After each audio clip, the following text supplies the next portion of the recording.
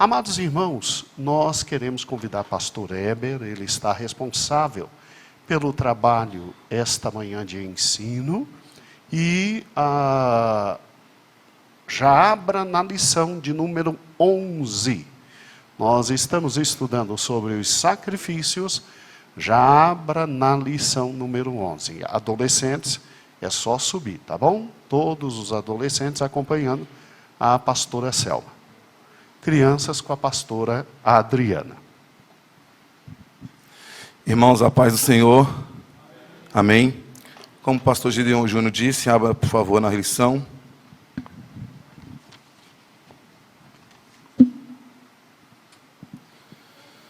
Lição número 11.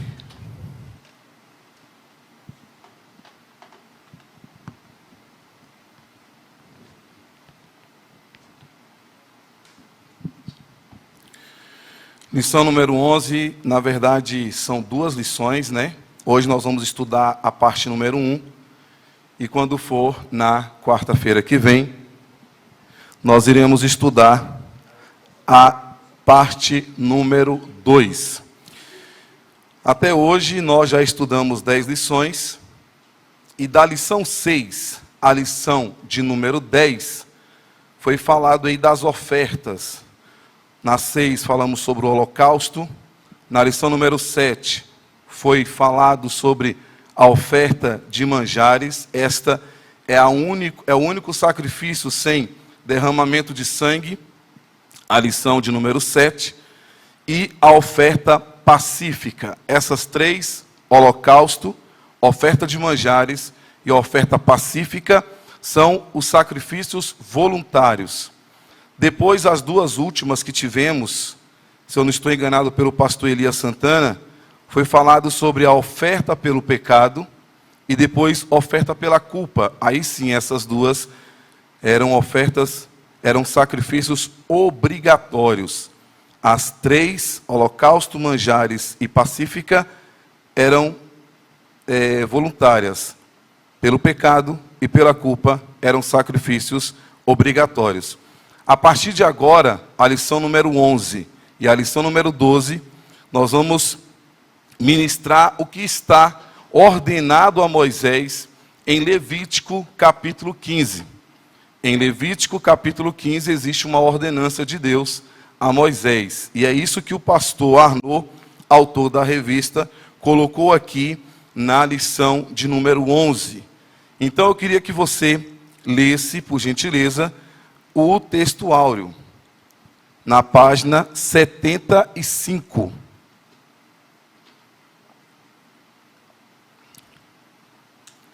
Página de número 75. Lição número 11, página 75. E nós vamos ler o texto áureo. Amém? Todos acharam? Se você não está com a revista, você pode abrir em Levítico, capítulo 15, versículo 31.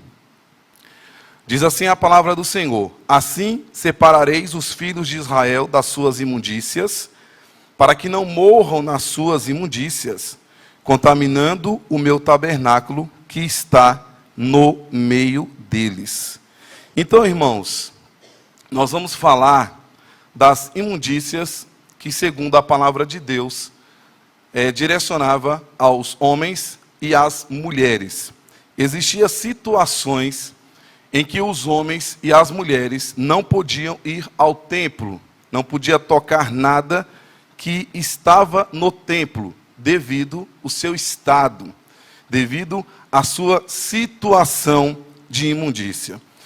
Então nós vamos falar hoje, basicamente, o motivo pelo qual o homem não podia ir ao templo. E nós vamos ler aqui a introdução. Na lição de hoje trataremos das leis acerca da impureza cerimoniais, as quais também contaminava o tabernáculo. Uma pessoa considerada impura estava em condição inadequada para se apresentar diante de Deus por questão cerimonial, não por pecado moral. Essa questão cerimonial é uma questão que significa dizer que era o costume das nações, como se fosse um estatuto, leis. Então, questão cerimonial, devido ao estatuto, devido às leis, devido às ordenanças, não podia estar. Não porque a pessoa estava em pecado, ela não entrava no templo, não porque estava em pecado, mas devido ao seu estado de impureza. E esse estado de impureza, dentro da lei, dentro da questão cerimonial, não podia estar dentro do templo. Aí o pastor Arnaud, aqui na revista, no tópico 2, abra por gentileza, no tópico 2, ele fala da seguinte questão: impurezas masculinas, fluxo, página 76. Página 76, no tópico 2. Impurezas masculinas. Essas impurezas masculinas era o isolamento. Lembre-se da Covid-19. Todos nós ficamos isolados um período porque estávamos contaminados com o vírus. Eu mesmo tive o Covid. Por esse motivo, eu fiquei na quarentena. Não pude ir ao trabalho, não pude vir à igreja, e eu fiquei isolado em casa com toda a minha família. Então era mais ou menos isso. O que acontece era mais ou menos isso? Não, era isto. Isto que acontecia. Então, aqui no tópico 2, fala do fluxo provocado por doença indeterminada. E o autor da revista coloca duas situações. E essas duas situações, conforme está na revista, é o que é mais usado, é o que é mais comentado, é o que é mais aceito pelos intérpretes bíblicos. Então, a primeira impureza, irmão Alex, que acontecia no homem, segundo vários e vários comentaristas, e é aceito por muitos, era a gonorreia, que é uma DST, doenças sexualmente transmissíveis, ou IST, infecção sexualmente transmissível. E tem muitas pessoas que pensam que essa doença, a gonorreia, só se pega por uma relação sexual. E nós vamos ver aqui rapidamente que não é somente por uma relação sexual. A gonorreia também pode acontecer por um outro fator. E existiam pessoas naquele momento ali que tinha essa doença. E por ter essa doença, eles não podiam ir ao templo. E teria que se purificar para poder estar ao templo. Olha, por gentileza, na sua revista, que diz assim na página 76. A palavra hebraica traduzida por fluxo seminal, eu não sei falar essa palavra, mas vamos lá, zub, a qual possui vários sentidos, tais como escorrer, correr, emanar, manar, brotar, descarregar e corrimento. Nós estamos falando do órgão genital masculino. E aí, quando ocorria essas situações, ele era automaticamente impedido de estar ao templo. E eu estava pensando, evangelista Jesuá, que eles tinham que ser fiéis ao seu estado.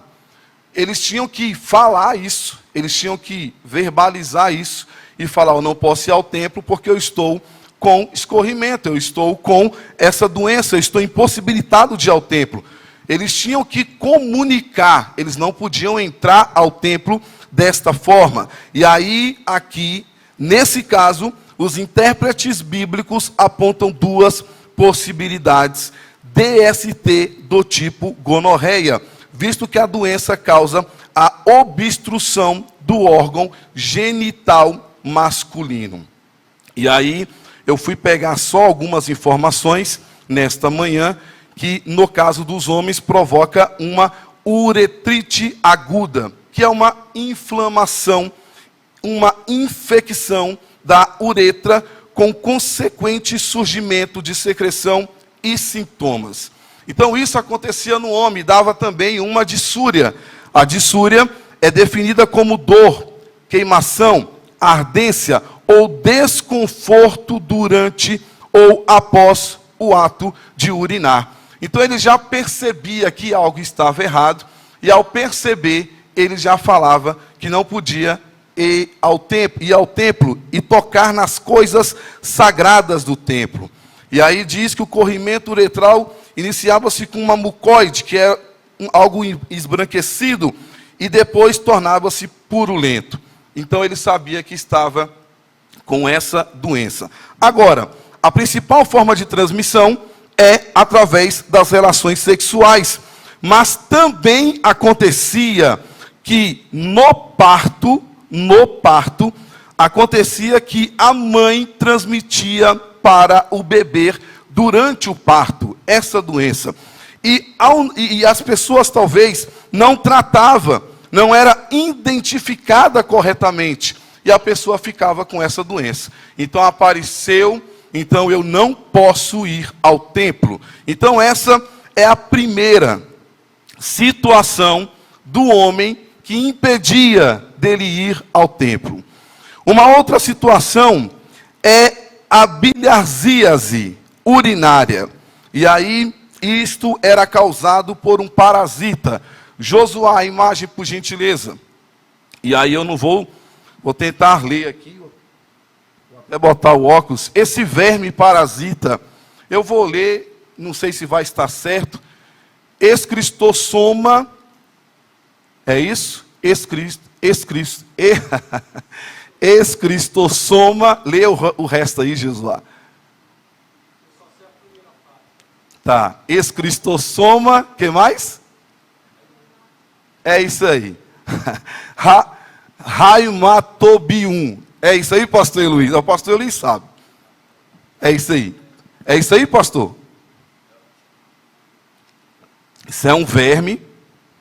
Pode tirar, Josué. Então, esse verme parasita, acontecia o seguinte: esse verme parasita, ele entrava na bexiga, no sistema urinário, especificamente na bexiga urinária, e fazia com que a urina saísse preta. Então, a pessoa urinar, a urina saía preta, porque o verme adulto desse parasita, as fêmeas colocava ali por mais ou menos 30 ovos por dia. E estes ovos é que entrava na corrente sanguínea e infectava o indivíduo. Então, se ele estava com essas duas situações, a gonorreia ou essa doença causada por este parasita, e essa trazia também bastante dor, e ao urinar, ele percebia que a urina estava preta, estava escura, e atacava a bexiga urinária, ele já sabia que não podia estar ao templo. E o que ele tinha que fazer? Ele tinha que partir para o ritual de purificação. Então, ele tratou a doença, ele não tem mais gonorreia, ele não tem mais a biliarzíase urinária, e ele se declarou curado. Então, digamos, hoje, ele se declarou curado hoje. Então, ele vai contar, 7 dias. Então, no próximo domingo, 7 dias, ele contava 7 dias, aí ele vai, então, lavar as vestes e o corpo em águas correntes, para ser considerado limpo. Então, ele não é considerado limpo no dia que ele descobriu que ele está curado. Ele é considerado limpo depois que ele conta 7 dias, no 7º dia, ele se lava, ele se purifica em águas correntes, ele se lava, ele se purifica. Aí, aqui na lição, na página 77, fala, desculpa, irmãos, na página 76 ainda. Ao sarar do fluxo, o indivíduo contaria 7 dias de purificação, lavando as vestes e o corpo em águas correntes, para ser considerado limpo. Assim como o sangue, a água era um elemento importante em rituais de purificação, principalmente na lavagem dos impuros.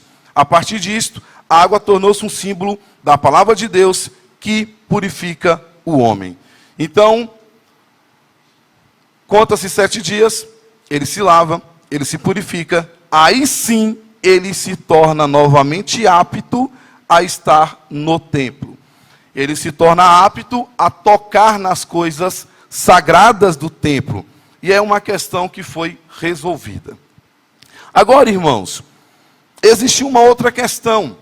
Essa questão se diz respeito ao isolamento. Ele se isolava, ele ficava longe da comunidade. Interessante, essas doenças aqui não era contagiosa, mas contaminava o local sagrado, o templo sagrado. Então eles tinham que ficar isolados. Existia uma outra situação que está no tópico 2, 2.2. Leia por gentileza na página 76. Que diz assim: o fluxo natural do sêmen masculino era o que ocorria dentro e fora do ato sexual. Por não se tratar de doença, o indivíduo não seria isolado fora do acampamento e nem oferecia sacrifício. Contudo, deveria se lavar com água, bem como tudo que teve contato com o sêmen, e seria considerado impuro até o entardecer. Nesse período, o indivíduo não estaria apto a participar das coisas sagradas, tais como as festas, os sacrifícios, os tabernáculos e as guerras. Então, ao perceber, porque tem duas situações aqui, tem a situação da poluição noturna e tem a situação da relação sexual. Nas duas, ele tinha que ficar, não é isolamento, mas ele não podia participar de nada até o entardecer. A partir do momento que aconteceu o entardecer, ele estava liberado novamente para poder fazer todas as coisas do templo, ir para a guerra e tudo mais. Mas, se houve o derramamento do sêmen, ele não podia fazer absolutamente nada até o entardecer. Duas situações. Primeiro, poluição noturna. Isso, irmãos, todos nós sabemos o que é, mas possa ser que alguém não saiba, eu vou falar aqui rapidamente o que é a poluição noturna. Isso é considerado um fato absolutamente normal. Isso é normal, é do ser humano, é do homem. E eu lembro que o pastor Nereu, evangelista Nereu, quando eu era jovem aqui na igreja, teve um estudo e ele intitulou isso como um escape. Então, isso é um escape, onde existe exatamente essa situação no corpo do ser humano. Então, a poluição noturna é considerada um fato normal e acontece durante a fase REM do sono. A fase 1 do sono é aquela que você fecha os olhos e você dorme e fica tranquilo. Mas existe a fase REM do sono em que você, para chegar nela, é o momento mais abençoado do sono. É aquele sono onde o corpo consegue relaxar. É aquele sono, digamos, profundo, aquele sono pesado. É a fase REM do sono. Eu estava estudando sobre isso e eu pude ver como que Deus é maravilhoso. Porque nós somos uma máquina. O ser humano é uma máquina, você é uma máquina. E eu pude perceber como Deus é maravilhoso. Ao estudar sobre isso, eu descobri o seguinte: o REM é o último estágio do ciclo do sono, que dura cerca de 20 minutos. 20 minutos cada.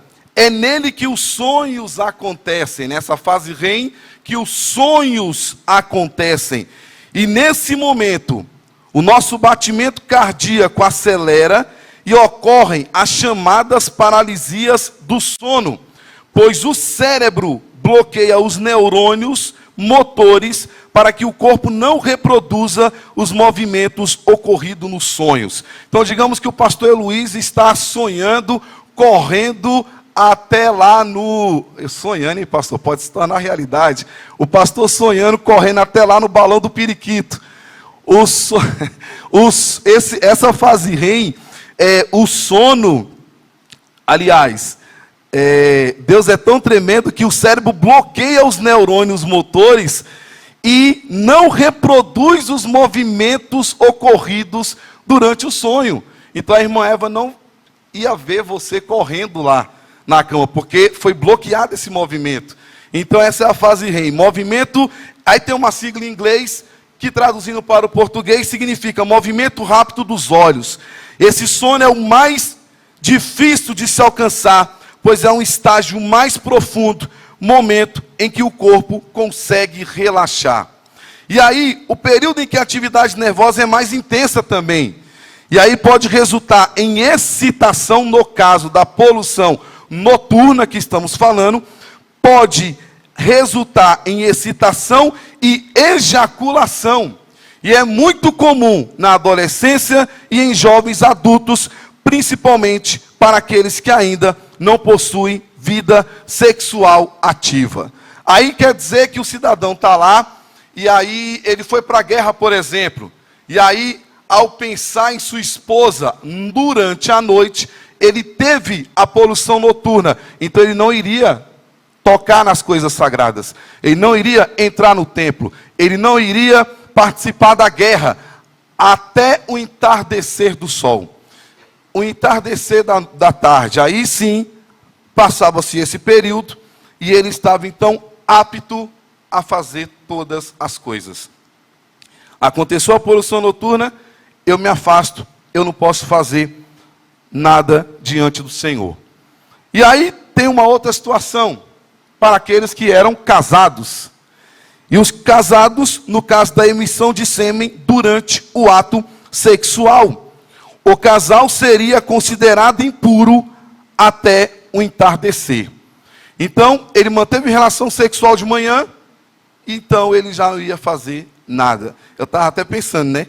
Para se livrar da guerra, só era fazer, e aí só ia à tarde. Ficava ali o dia inteiro com a sua, com a sua digníssima. E aí o que acontece? Natural, sexo criado por Deus, absolutamente tranquilo aqui. Mas ele era considerado impuro até o entardecer. Vamos lá. Qual é a razão disto? Já que o sexo é abençoado por Deus, algo criado por Deus, por que então que ele era considerado impuro diante de algo que é uma bênção e foi criado por Deus? Duas razões o pastor Arnaud traz aqui na revista, na página 77. No caso da emissão de sêmen durante o ato sexual, o casal seria considerado impuro até o entardecer. Mas qual é a razão disto, tendo em vista que o sexo no casamento é uma bênção divina? Duas explicações. Primeira, proteção sanitária. Essa era uma das razões pelas quais era considerado imundo.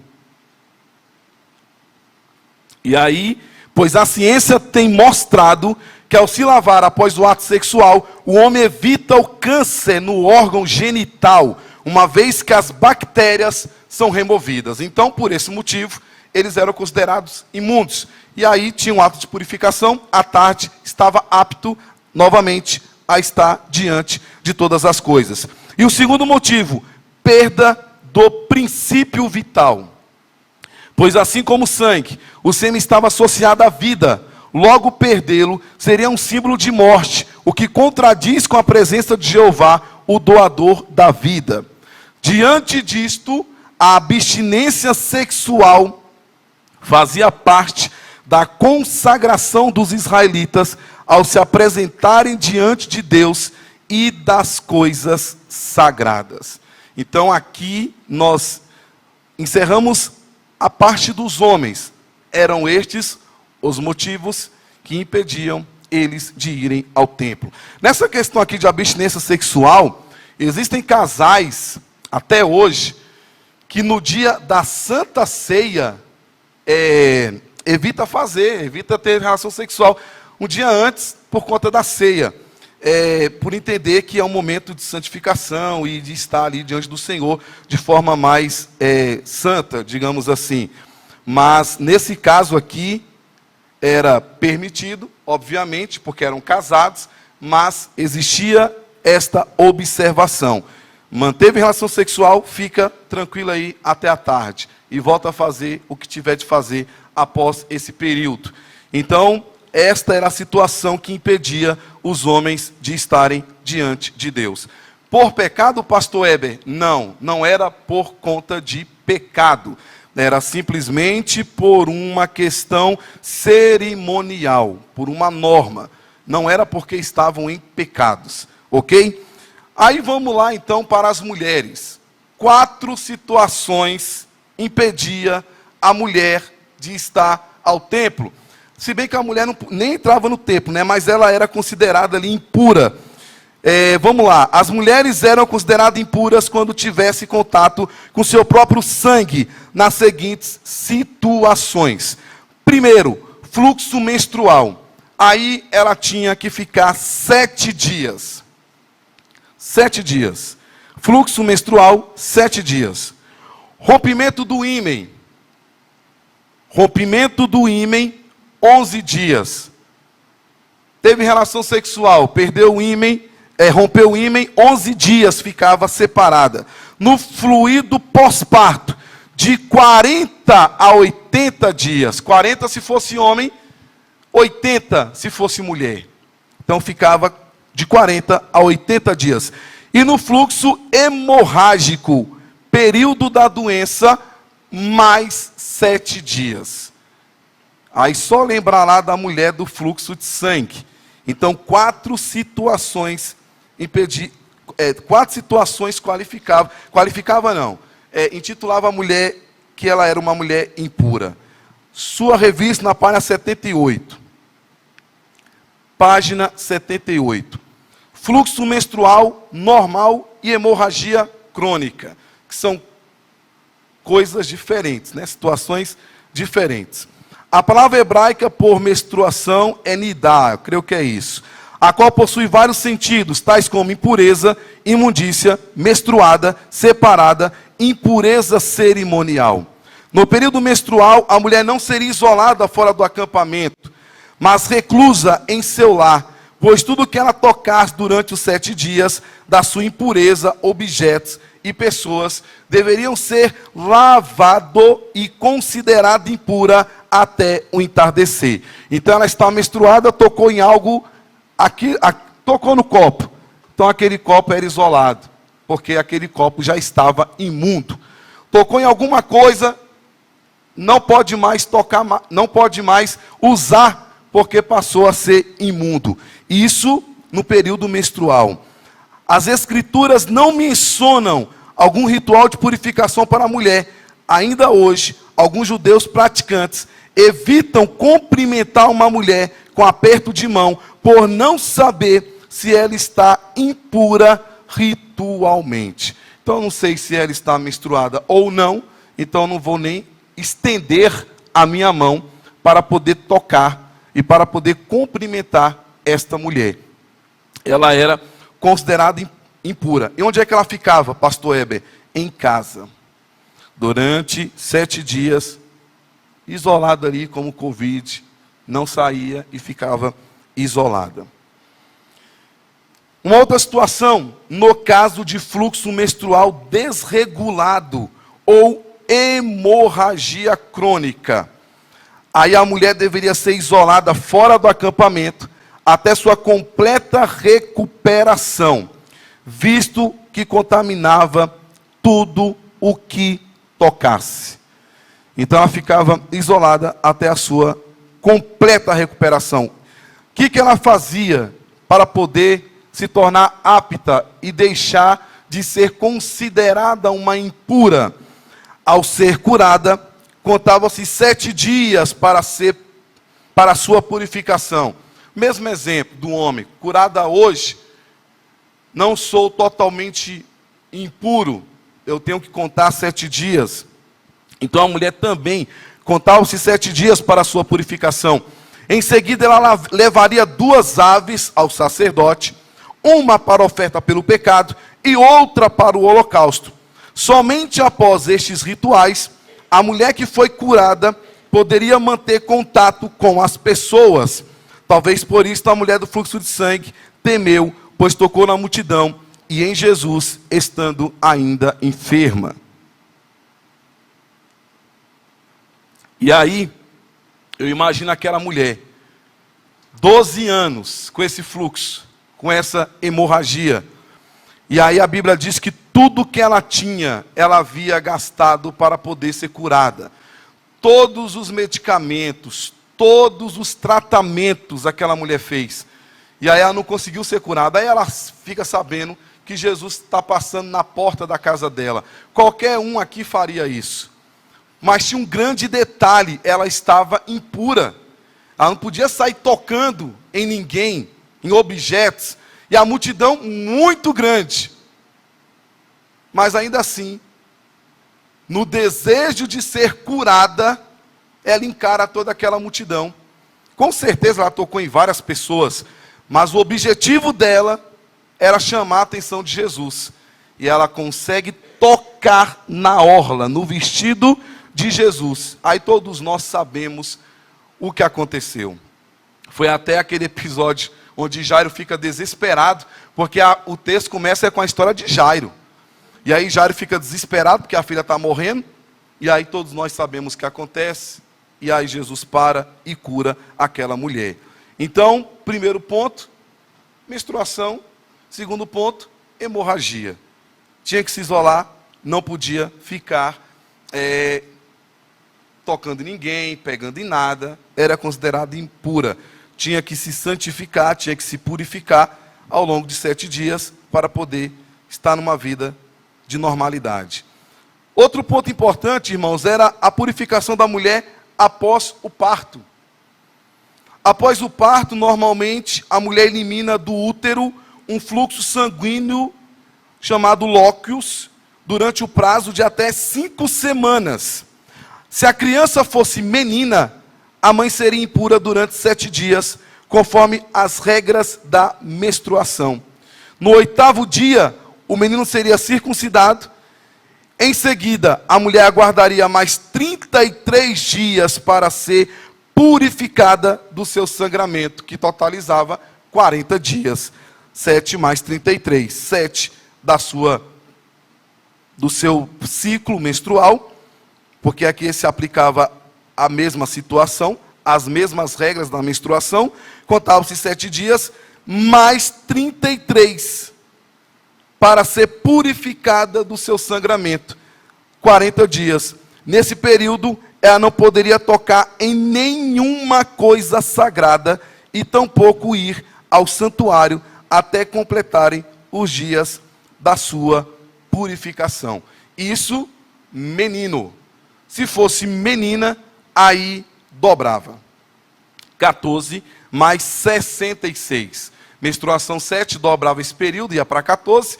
33 dias, dobrava para 66. 14 mais 66, 80 dias. Por que a diferença? Pastor Arnaud explica. Primeiro, desvalorização da mulher. Todos nós sabemos que a mulher, naquele tempo, não valia a realidade, valia para nada, né? Segundo a cultura daquela época. Servia apenas para 2 coisas: dar luz a filhos e proporcionar alegria ao marido. Graças a Deus, Cristo quebra tudo isso, e as mulheres hoje são verdadeiras bênçãos nas nossas vidas. Pode fazer a obra do Senhor com amor, com alegria e com dedicação. Mas naquele tempo a mulher era desvalorizada. Então, por esse motivo, homem tinha festa, tinha alegria, tinha banquetes. Mulher, havia choro e lamento por conta dessa situação. Segundo motivo é que se somava-se a impureza da mãe com a filha. E aí então dobrava, porque eles entendiam que ela será uma futura genitora de filhos. Então a gente já faz aqui de forma antecipada, porque essa menina nasceu, com certeza não, mas é bem provável que vai ser uma mãe, então nós vamos já fazer antecipado, então dobra essa situação aí. Como é que era o ritual de purificação? Ao fim desse período, a mulher deveria se apresentar no santuário para oferecer os seguintes sacrifícios de purificação. Ela pegava um cordeiro de 1 ano para o holocausto, ou uma ave limpa, ou um pombinho, ou uma rolinha, como oferta pelo pecado. Aqui eu entendo que é muito de acordo com a situação financeira desta mulher, porque como já foi bem explicado aqui nos estudos, pessoas com poder aquisitivo menor poderia ofertar ali uma pombinha, uma rolinha. Então aqui um cordeiro de 1 ano para o holocausto, ou uma ave para o holocausto, ou uma ave limpa, e um pombinho ou uma rolinha como oferta pelo pecado. E aí,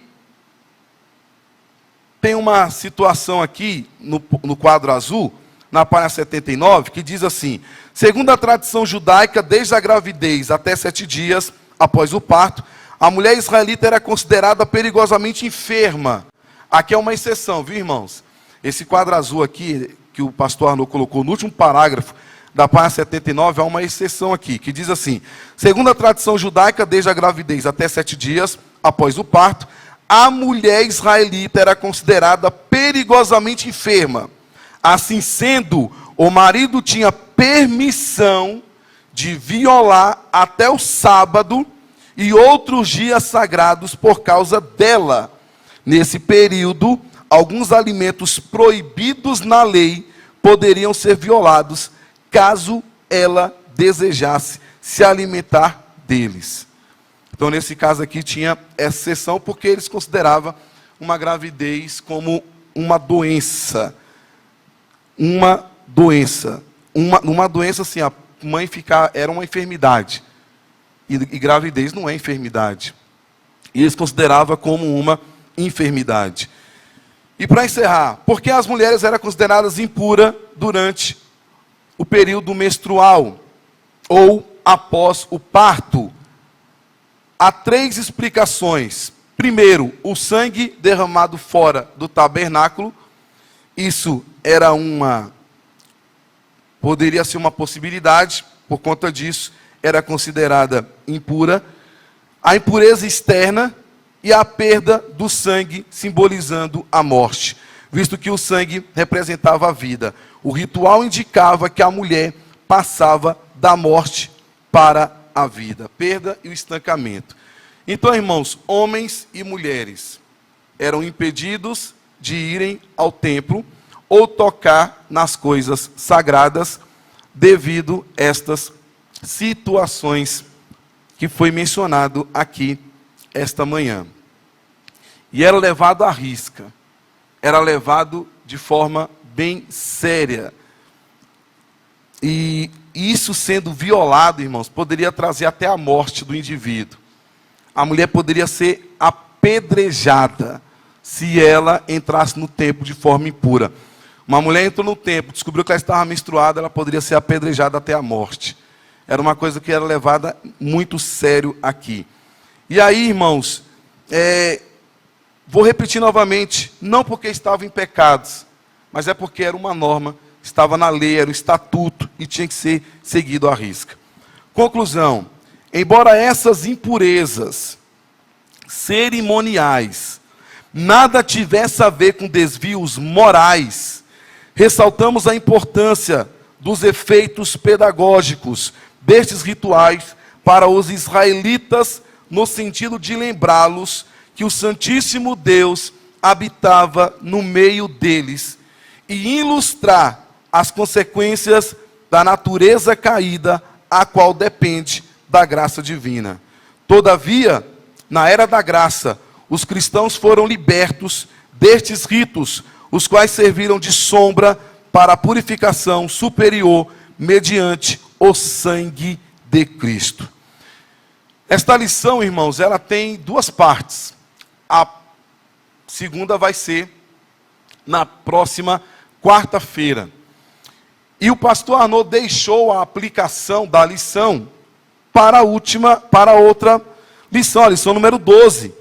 E na lição número 12, na página 84, ele faz a aplicação desse texto à igreja. Então, a aplicação à igreja vai ser na outra lição, na próxima lição. Mas eu queria lembrar um texto para os irmãos, que diz assim, em Jeremias 48, versículo 10, maldito aquele que fizer a obra do Senhor relaxadamente. Maldito aquele que fizer a obra do Senhor relaxadamente. O que eu aprendo com esta lição aqui é que a obra de Deus, as coisas santas e sagradas diante do Senhor, tem que ser levado muito a sério. É como nós já falamos sobre usar. porque Uzá morreu. Muitos podem pensar, mas ele fez o que todo mundo faria. A arca estava caindo, ele só segurou. Ele não deixou que a arca caísse, que era o símbolo da presença de Deus. Ele fez algo que possivelmente nós faríamos, segurar aquela arca. Mas só que existia as pessoas corretas para fazer aquilo. E a arca ficou na casa dele por mais de 20 anos. O pai dele colocou a arca lá e Uzá sabia que como teria que ser guiado. Davi era o principal responsável, ele era o rei, mas ele tocou na arca sabendo que ele não era qualificado para poder tocar naquela arca. Então eu aprendo, irmãos, que a obra de Deus tem que ser levada com muita seriedade. Essas pessoas não iam ao templo, mantive relação sexual, não posso ir. Ele poderia esconder essa informação. Ele poderia simplesmente não falar para ninguém, esconder essa informação. Mas ele sabia que não podia. Então ele não ia, ele não tocava, ele não participava das coisas sagradas de Deus. Então, irmãos, quando nós aprendermos isso, aí nós vamos fazer a obra do Senhor com amor, com dedicação, com alegria, e o nome do Senhor vai ser glorificado e exaltado. Então grave esta palavra esta manhã, grave isso na sua vida. Maldito aquele que fizer a obra do Senhor relaxadamente. E você entendendo isso, você vai saber que aqui existe um Deus que é santo, poderoso, justo e maravilhoso, e o nome dele vai ser glorificado na sua vida. Como eu disse, a aplicação é na lição posterior. Ou seja, na próxima lição, que é a lição número 12, que é a continuação. Porque aqui eu falei apenas da impureza do homem e da mulher, mas vai ter outros tipos de impureza que impedia que a pessoa entrasse no templo. Aí, se Deus permitir, a gente continua no próximo estudo. Amém? Fiquemos em pé, vamos fazer uma oração. No nome do Senhor nosso Deus, glórias a Jesus.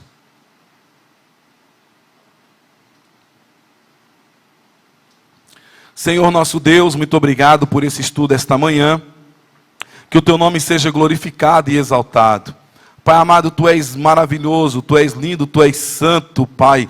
E nós te adoramos na beleza da tua santidade, porque tu és santo, é maravilhoso. Muito obrigado por esse estudo, Senhor Jesus. E que o teu nome seja engrandecido em nossas vidas. Que possamos ter a consciência, Pai, que fazer algo para ti é algo muito sério, é maravilhoso, é tremendo, mas que requer muitas responsabilidades para poder fazer a tua obra, para louvar, para pregar, para cantar, enfim, Deus, para fazer a tua obra. Muito obrigado, Senhor nosso Deus. Muito obrigado pela tua palavra, muito obrigado por esse estudo, muito obrigado por essa revista. E que tu, ó Senhor, possa continuar nos abençoando, derramando sobre nós uma bênção especial. Eu te agradeço, te louvo e te exalto, em nome de Jesus. Amém. Irmãos, podemos assentar rapidamente, e eu quero só pedir aos irmãos, que no final do estudo, o pastor Gedeon Júnior, juntamente com toda a igreja, possa orar por essa situação que estamos tendo aí nas escolas. Vamos pedir a Deus que guarde os nossos filhos, que guarde as nossas crianças. Teve um episódio essa semana que me deixou muito preocupado, porque foi um cidadão preso, e ele esteve na escola onde o meu filho estuda. E eu já havia conversado com a diretora, porque há 2 semanas antes, foi preso um outro lá na Santa Maria, que na semana que ele foi preso, ele havia se matriculado na escola que meu filho estuda. Meu filho estuda aqui no 107.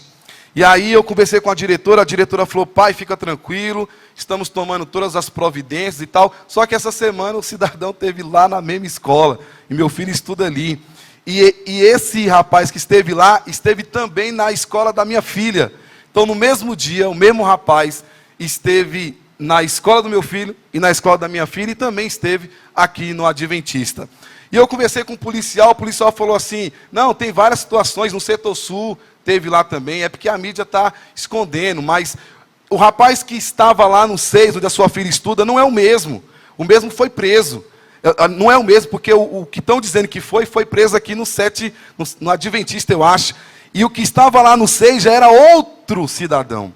Então, assim, eles estão dizendo que é um, mas são dois. No Setor Sul já teve outro, são três. Isso na mesma semana. Então, eu queria pedir aos irmãos que orassem, porque não adianta eu falar para o André que ele não vai à escola, ele tem que ir. Não adianta eu falar para a Eloá que a Eloá não vai à escola, ela tem que ir. Então, o que eu tenho que fazer, irmãos? Orar, pedir a Deus a graça e a proteção para todas as nossas crianças. Já chegou lá, Nayara? Também, né? Ah lá, Nayara já está lá na outra escola, Jardim 6, né? E já chegou lá também. Então, irmãos, é aqui no Gama, né? É aqui no Gama. E assim, eu fico muito preocupado, porque eu sou pai, tenho 2 filhos nas escolas, claro que eu vou ficar preocupado. E o que nós temos que fazer, irmãos? Orar, pedir a Deus que guarde, que livre e que guarde os nossos filhos. E aí eu conversei com o André, conversei com o Eloá, e tá, já tem um Benjamin do Jeremias, que também estuda na mesma escola, e nós estamos ali pedindo a Deus. Então, irmãos, ao final, se quiser fazer agora também, é o pastor que sabe, vamos orar para que Deus guarde os nossos filhos, e que o nome do Senhor seja glorificado e exaltado. Não apenas os filhos, né, mas as professoras, todos os servidores da área da educação. Amém? E Deus vai abençoar em nome de Jesus. Muito obrigado e a paz do Senhor Jesus. Pastor.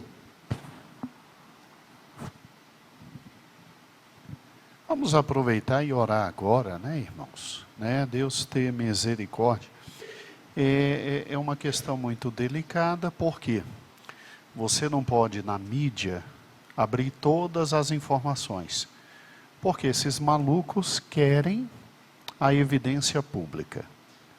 Eles querem a divulgação da cara deles, da face deles. Isso os deixa forte. E aí isso incentiva outros vagabundos. Entendeu? Outros vagabundos. Então a mídia tem que segurar. E para evitar o pânico social. O pânico social. Né? Mas irmãos, creia no seguinte. A Bíblia diz que aquele que habita no esconderijo do Altíssimo, a sombra do Onipotente descansará. Então você, pai e mãe, que estão preocupados, né? No Adventista, quando aconteceu, disseram, através da imprensa, que ele não entrou. Meu filho estava lá na hora. E uma das gravações saiu meu filho correndo. Meu filho mais novo correndo. Entendeu? Ele até brincou comigo e disse, pai, eu estava vendo o povo correndo, não entendi. Mas quando eu vi a PM, aí eu saí correndo também. Entendeu como é que é? Apareceu meu filho correndo. Né? Ele chegou em casa rindo. Não sei se de nervoso ou que foi fantástico. Já a prima dele chegou em casa chorando, chateada com a coisa. Né? Quer dizer, é difícil, não é fácil.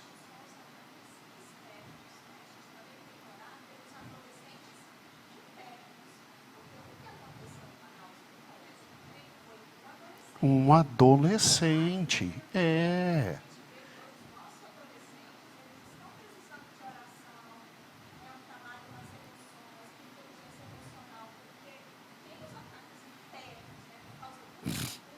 Sim, sim, sim. Mas também tem os meninos de dentro que, né? Os meninos de dentro. Mas Deus vai ter misericórdia. Érica, vamos orar aqui? Pedir a Deus? Isso, meu amor, vem cá. Vamos orar? E Deus vai ter misericórdia, sabe, irmãos? Vai ter. Eu vim de escola pública. Amo a escola pública. Sou defensor da escola pública. Mas hoje está tão diferente, né? Sempre me chamaram de rolha de poço, que eu era muito gordo. Entendeu? Rolha de poço. E não tinha problema nenhum. Eu chamava o magrelo de palito, entendeu? Que tinha cabeça grande. A gente chamava de cabeção, entendeu? O outro desdentado. Assim, na minha época nunca teve problema. Mas hoje, qualquer coisinha é motivo para matar o outro. Deus o livre guarde. É uma geração longe de Cristo. Deus vai ter misericórdia. Deus vai ter misericórdia, né? Deus vai ter misericórdia. Érica, entrega na mão do Senhor. Oremos, igreja. Não só hoje, irmãos. Eu, como mãe, eu peço todos os dias, né? Essa quinta-feira mesmo, eu não mandei o meu filho, não por medo. Eu estava com o coração em paz, mas o meu filho não estava em paz. Por mais que eu explicasse para ele, tinha os seguranças, tinha todo o respaldo na escola dele, mas ele não estava, ele começou a chorar, e eu falei, não vou mexer com as emoções dele, porque ele não tem essa maturidade. Então, ele ficou em casa.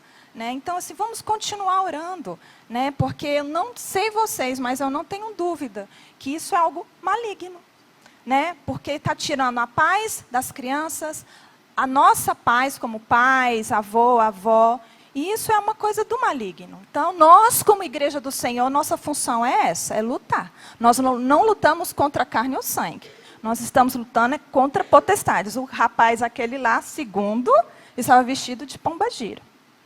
Né? Ou de saci. Ficou na dúvida se era o saci ou se era a pombagira. Eu não sei o que era. Mas seja o que for, vamos continuar orando. Vamos continuar orando. Não só hoje, irmãos. Todos os dias apresentando para o Senhor. Porque são as nossas crianças. É o futuro, né? Parece um clichê. Mas é o futuro da nossa igreja, da nossa nação. Amém? Senhor amado Deus, eterno Pai. Deus, Tu és Deus misericordioso, Senhor. Tu és Pai amoroso, Senhor. E a Tua igreja neste momento, Senhor, se volta a Ti, ó Deus, clamando, rogando, Senhor, misericórdia, meu Deus.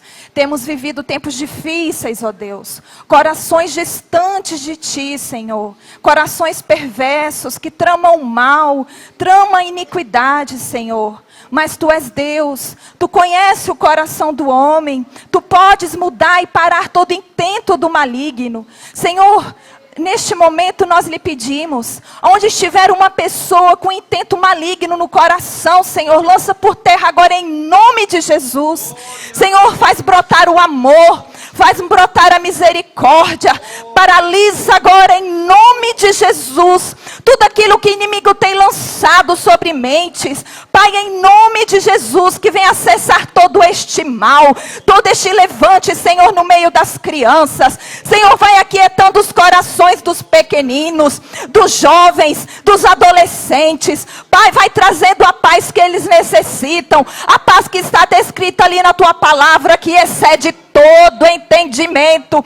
Deus, vai trazendo, Senhor, misericórdia sobre estas vidas, vai freando todo o mal em nome de Jesus. A Tua igreja clama misericórdia, vai acampando os Teus anjos ao redor de cada escola, de cada adolescente, de cada criança, de cada professor, de cada diretor. Senhor, a Tua palavra diz que em vão trabalha o homem, ó Deus, se o Senhor não guardar. E eu creio, Senhor, que é o Senhor que guarda, é o Senhor que protege. E eu acredito, Senhor, que o Senhor tem olhado para estas crianças, para estes jovens, e o inimigo não vai vencer, porque esta guerra está vencida para a honra e glória do Teu nome, Jesus. Visita, Senhor, este coração que está aflito. Visita esse coração que trama o mal. Eu sei que ali há bondade, meu Deus, e que isso possa, Senhor, de alguma forma fluir e paralisar todo intento que o maligno está colocando sobre esta vida. Em nome de Jesus, ser repreendido. Que tudo aquilo que está sendo planejado para agora, para amanhã, para daqui um mês, seja desfeito na autoridade do nome de Jesus. É o nome de Jesus. Nós acreditamos e confiamos os nossos filhos a Ti, e todo mal será neutralizado. Tudo isso que tem sido negociado no inferno é desfeito em nome de Jesus. O sangue das nossas crianças não pertence ao mal, não pertence ao inferno, não pertence ao diabo, e é desfeito toda obra de Satanás em nome de Jesus. Deus, nós confiamos e acreditamos no Teu agir para a honra e glória do Teu nome, Jesus. Amém, Jesus. Amém, Jesus. Obrigado, pastor Heber. Obrigado, querida Esqueci o nome da minha cunhada. Érica. Primeiro é o gene do papai. Depois a Covid ajuda, né? Senta. Irmãos, meus amados irmãos, só um adendo à revista. Teve uma vírgula que o querido pastor Arnaud não colocou e é importante. Então você que está com a sua revista, pegue por gentileza, Jesuá, me traz a revista aqui. Mano, pega na página, só um adendo que o pastor Arnaud não colocou. Eu tinha que passar para o Weber, mas foi uma semana tão corrida, aí eu acabei esquecendo. Então, mas como pastor da igreja, eu tenho que acrescentar para os irmãos não se esquecerem. É um pequeno ponto que está aqui, ó, na questão da página 77, no caso das relações sexuais. Tá bom? Página 76, página 77. Irmãos, porque Deus, Ele diz o seguinte: não mantenha relações sexuais e vem para o culto não. Tá? Está aí na página 77, pegue a caneta para acrescentar. Na página 77, lá embaixo, diz assim, proteção sanitária. Achou? Página 77, lá embaixo, proteção sanitária. Então, o primeiro motivo pelo qual se dizia, olha, não venha para o culto, se lave e só participe do culto à noite, depois de passar a tarde inteira. Primeiro, proteção sanitária. Você, homem, e você, mulher, tinham que se lavar, porque o homem tinha que se lavar, mas a mulher também. Segundo, perda do princípio vital. E terceiro, tem um 3 aí que eu quero que você coloque na página 77. Qual o maior motivo de não se permitir relações sexuais próximas ao culto? Então, manteve relações sexuais, o culto é 6 horas. Manteve às 5 horas, por que você não estava no culto às 6? Por uma razão simples. As religiões, na época em que foi escrito o Pentateuco, tinham uns cultos de fertilidade. Tá? O que eram cultos de fertilidade? Você ia para o templo, por exemplo, de Afrodite, por exemplo, de Baal, e lá você mantinha relações sexuais com os sacerdotes ou as sacerdotisas de Baal e de Afrodite, para garantir a prosperidade e a fecundidade. E aí, em razão desses rituais sexuais malignos, Deus disse, ó, quer manter relações sexuais em casa com sua esposa? Mantenha. É bênção. É digno. A Bíblia diz, goza com a mulher da tua mocidade durante todos os teus dias. E está em todos os sentidos. Agora escute. Porque você não vai manter relações e já vir para o culto. Deus queria separar das religiões e dos cultos de fertilidade. Porque senão, irmãos, meus amores, o indivíduo ia fazer no templo de Jerusalém o que se fazia no templo na Mesopotâmia, no Egito, em todos os demais templos, principalmente nos cultos cananeus. Principalmente nos cultos cananeus. Então, Deus dizia, óbvio, se era para ter um tempo para vir para o culto depois da relação sexual, não tinha nem como pensar em se ter relação sexual no culto. Entendeu? Então, esse ponto aqui era um terceiro ponto pelo qual não se admitia e se tinha essa regra. Pastor Arnaud não colocou aqui, e não há culpa nele, né? Eu tinha que falar para o pastor Eber, mas foi uma semana muito corrida e acabei esquecendo. Mas anote aí, essa era uma razão também, tá bom? Ah, sim, posso ditar, meu amor. Para que não se realizasse em Israel,